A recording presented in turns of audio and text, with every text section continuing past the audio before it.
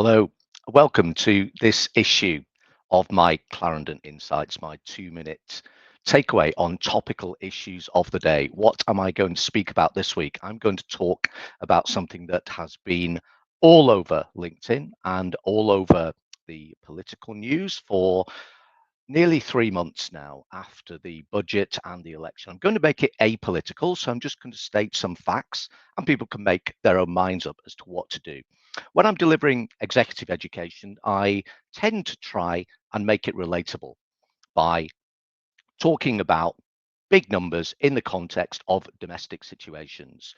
Let's talk about the £22 billion black hole. Let's put that into context. For somebody as sad as I am, maybe, I tend to take the view that it's worth reading things like the official budget issue from the government. It's actually a PDF that you can draw down and it's 170 pages. It's very, very technical. The £22 billion black hole, in the context of some of the other numbers that are in the Treasury documentation, our national debt at the end of October is £2,721 billion, £2.7 trillion. The £22 billion black hole therefore represents a 0.8% variance. In my former life as a CFO, that would be classed as a rounding error. So we have to find this £22 billion black hole. In the context of a mortgage at home, it is like having, before the £22 billion black hole, a mortgage of £100.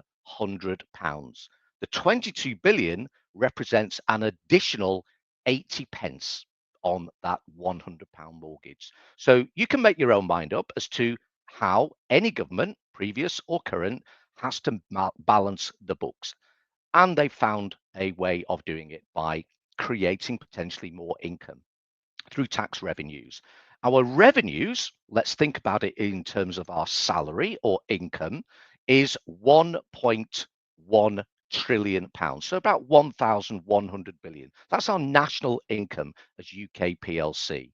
So let's think of it again in terms of the context of a mortgage. We have a mortgage of 2.7 trillion and an annual income of 1.1 trillion. So what's that? Around about 35 to 40% loan to income, let's say.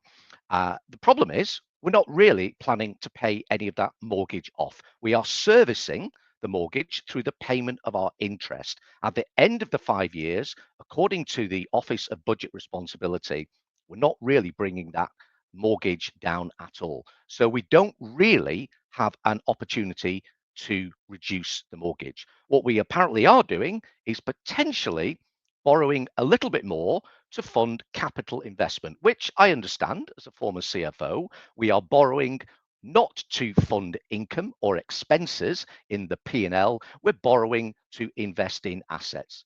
It's still borrowing. So we are incurring more and more debt as UK PLC. So to put it into context again, another 80 pence on the mortgage of £100, but we're not paying off any of our mortgage at the end of 5 years. Think about that and make up your own minds. £22 billion does sound like a lot of money.